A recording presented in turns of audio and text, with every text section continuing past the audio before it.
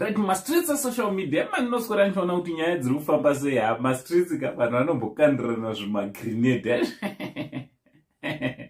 vanhu vanombokandirana mabhomba tichiseka zvedu anditi ichi chakakandwawo chakaitikawo kuside rekwana Twitter kumayadhe kutwitter uko anditi so chiteera sanda kuratidzai proof yenyaya ndauya nayo kuchinjana kwemashoko pakati peuya wamunoziva anonzi iye Chatunga Mugabe pamwe vachichinjana mashoko naTemba Mliswa ndoda ndikuradzei nyaya yachona asi ndadaro kana uri munyowani usati wasubscribe subscribe, turn on your notification bell so that every time I upload a video, every time patinounza nyaya dzichipisa, you will be notified. Chitoti maswera sei zviri kudii kwese kwamuri vazukuru vasekuru sei ndimaswera zvakanaka here so nyaya ndauya nayo akatanga kukanda Chatunga akakandawo mashoko awo ari panapa ndoda kuti muzviverengere mega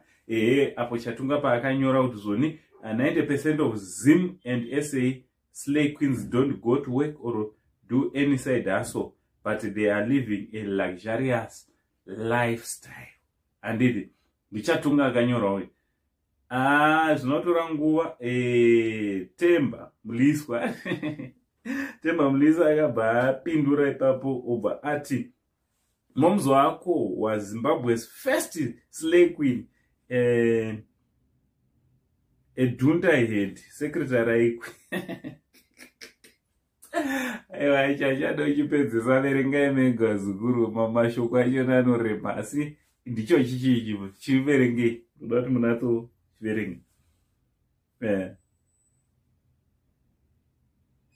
right ndofunga mazoonera amene munofungei naTemba Mliswa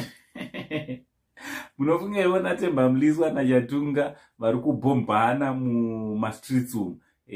munofungeiwo vazukuru Temba mazuva ano ndofunga moinzwa kuti ane moto muzhinji akatopromisa kuti mufesa anonzi Dr. Philip Chiyango akamubata daumukiya Temba amen nduna anoiziya nduna kuparliament anomuziya kuti Temba I think a lot of people knows kuti Temba hana waanotya hana waanozeza Temba Mliswa munotokudi nemakupindurana kwaita Temba achipindura